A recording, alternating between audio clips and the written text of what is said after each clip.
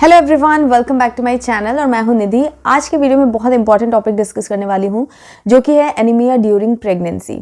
तो क्या रीजंस होते हैं कि हमें जो है वो एनीमिया होता है, यानी कि लो हीमोग्लोबिन हमारा हो जाता है प्रेगनेंसी में, और क्या सिम्टम्स हो सकते हैं और क्या प्रिवेंशन हो सकते हैं, और अगर हो जाता है हमारा हीमोग्लोबिन लेवल जो है वो लो हो जाता है तो हम किस तरीके से उसको ट्रीट कर सकते हैं। ये सारी चीज़ें आज के वीडियो में हम डिस्कस करेंगे। बहुत बहुत इंपॉर्टेंट वीडियो है ये, और ये अभी फ्रेशली मेरा खुद का एक्सपीरियंस है, बिकॉज आप लोगों को पता ही है कि मैं भी प्रेग्नेंट हूँ एंड मेरा भी जो मैंने टेस्ट करवाया था तो उसमें लो हीमोग्लोबिन आया था। तो कैसे क्या चीज़ें हैं वो सब चीज़ें मैं आप लोगों के साथ में डिस्कस करूंगी। So without further ado let's get started.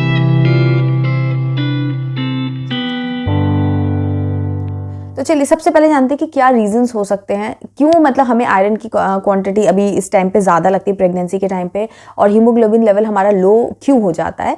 तो सबसे पहले जो अगर हम इंटरनल प्रोसेस की बात करें तो आयरन जो है वो बॉडी हमारी यूज़ करती है और प्रोटीन बनाती है हीमोग्लोबिन नाम का। हीमोग्लोबिन नाम का एक प्रोटीन होता है, रेड ब्लड सेल में मौजूद होता है, जो कि ऑक्सीजन को फ्लो करने में हेल्प करता है। टिश्यूज़ में हमारी बॉडी की जितनी भी टिश्यूज़ है जहाँ पर ऑक्सीजन की ज़रूरत है वो हीमोग्लोबिन ही डिस्ट्रीब्यूट करता है। जितना अच्छा सा ऑक्सीजन आपकी बॉडी में फ्लो होता रहता है, आपकी हेल्थ उतनी अच्छी होती है, आपकी ग्रोथ उतनी अच्छी होती है। लेकिन जब आप प्रेग्नेंट होते हो तो आपका बेबी की ग्रोथ भी हो रही होती है। ऐसे में जितना आयरन आपकी रेगुलरली यूज़ होती थी हीमोग्लोबिन बनाने में, उससे डबल कंज्यूम करने लगती है बॉडी, जिससे कि आपके बेबी को ऑक्सीजन जो है वो प्रॉपरली फ्लो हो पाए, उसको भी मिल पाए। तो इसलिए आपकी तो ग्रोथ चल रही है, बेबी की भी ग्रोथ चल रही है, तो आयरन की क्वांटिटी आपको डबल रिक्वायर्ड हो जाती है।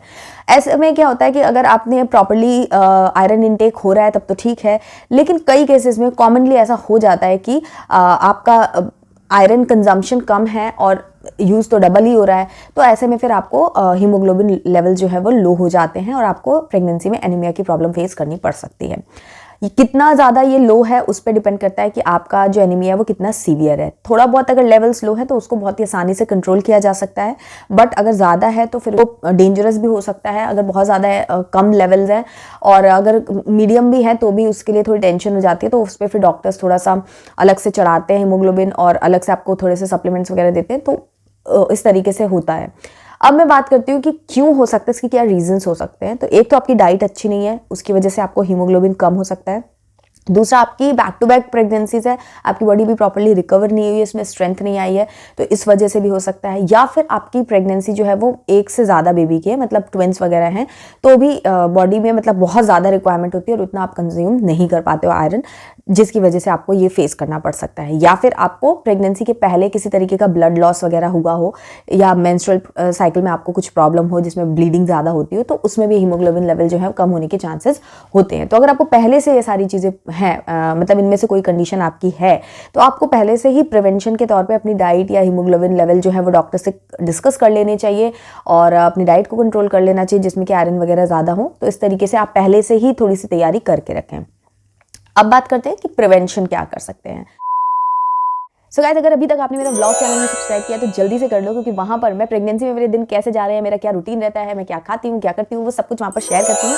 प्लस उसके साथ में डेली डोज ऑफ मोटिवेशन भी वहाँ पर मैं आप लोगों के साथ में शेयर करती हूँ। तो जल्दी से चैनल को सब्सक्राइब करो ताकि आप मेरी लाइफ का एक पार्ट बन सको।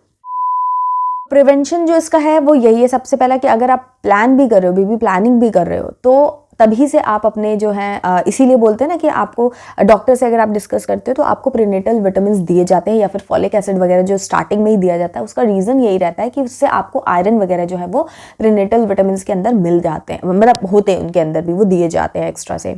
उसके अलावा आपको अपनी हेल्दी डाइट पे बोला जाता है कि बैलेंस्ड एंड हेल्दी डाइट आपको कंज्यूम करते रहना चाहिए जब आप प्लान कर रहे हो बेबी, तभी से।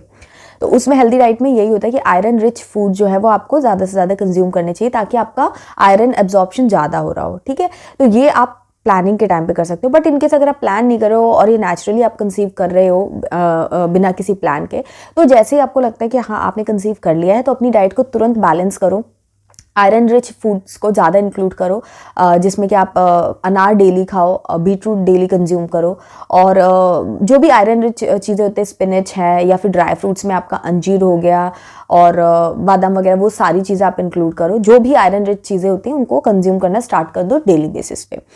एंड उसके साथ में आपको जो चीज़ें नहीं करनी वो भी बता देती हूँ कि आयरन वाली जो भी चीज़ें आप खाते हो जिनमें आयरन होता है, उनको आप कैफीन के साथ में कभी भी क्लब मत करो। अगर जैसे चाय वगैरह हो सके तो वैसे तो कम ही बोलते हैं कैफीन, बट फिर भी आप 2 कप चाय अगर पीते हो तो वो मेक श्योर करो कि आयरन रिच चीज़ों के आगे पीछे वो ना हो।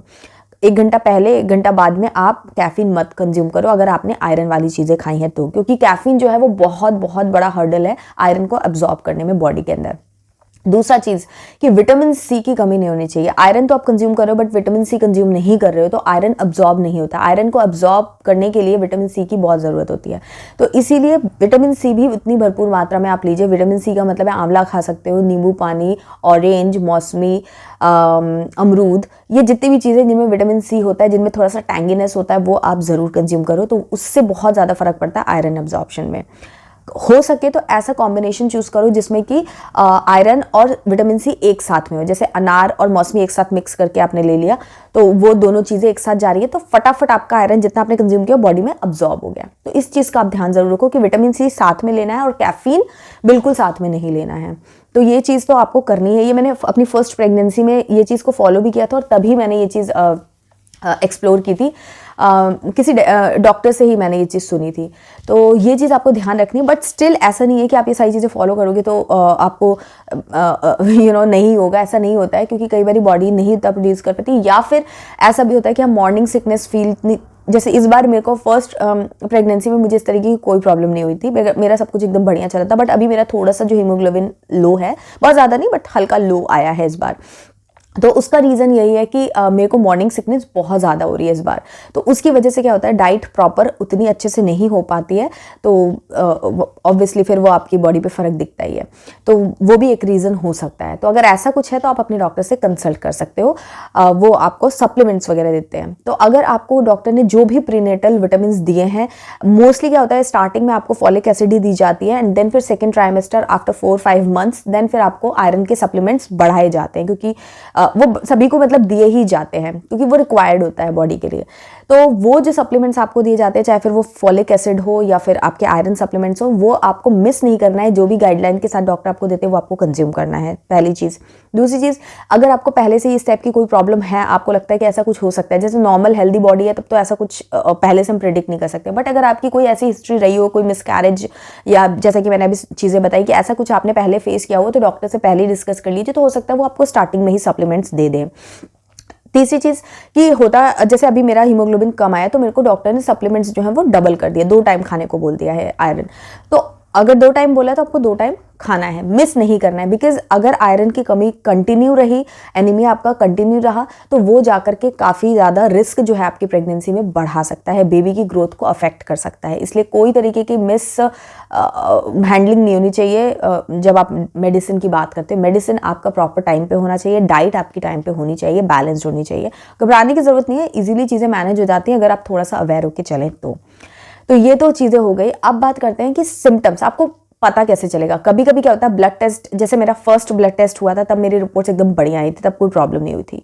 लेकिन अब मीनवाइल मेरा क्या हो रहा है वो कैसे हमको पता चलेगा। तो अपने सिम्टम्स को आप हमेशा नोटिस करते रहिए, अवेयर रहिए। सिम्टम्स में क्या क्या हो सकता है, डिजीनेस महसूस हो सकती है, मतलब थोड़ी देर भी खड़े रहे और आपको चक्कर जैसा आने लग गया, तो वो एक सिम्टम है। हेडेक का प्रॉब्लम हो सकता है कि बहुत ही फ्रीक्वेंटली आपको हेडेक हो रहा है विदाउट एनी रीज़न, तो वो एक रीज़न हो सकता है।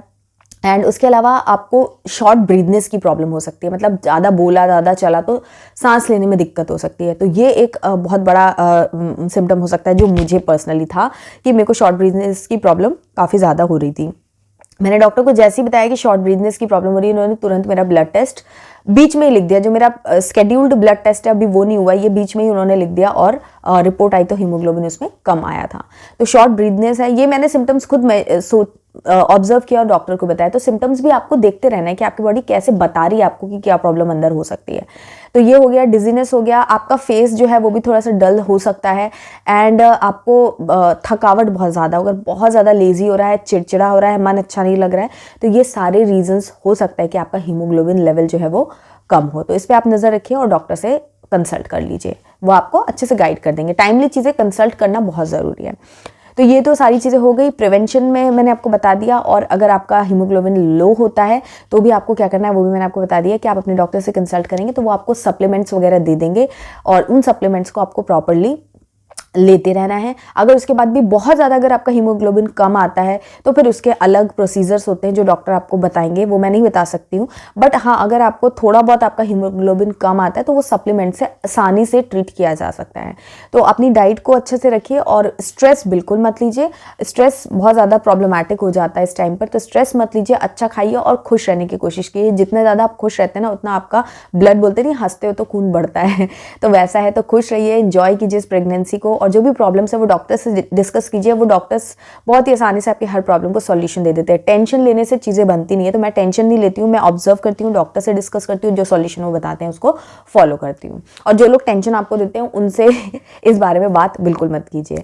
सारी चीज़ें आसानी से हो जाती हैं। आपका कोई और डाउट हो रिलेटेड टू प्रेगनेंसी तो आप मुझे कमेंट सेक्शन में डाल सकते हैं। ये वीडियो अगर आपके लिए हेल्पफुल रहा, आपको पसंद आया, तो लाइक, कमेंट और शेयर जरूर कीजिएगा। चैनल को सब्सक्राइब करके बेल आइकन जरूर प्रेस कर लीजिएगा इसी तरीके के वीडियोस देखने के लिए, और ऑल नोटिफिकेशन सेलेक्ट कीजिएगा जिससे कि हर वीडियो का नोटिफिकेशन आपको टाइमली मिल सके। इंस्टाग्राम पर मुझे फॉलो करना ना भूलें। मैं मिलती हूँ आपसे एक नई वीडियो में, तब तक के लिए bye bye and take care.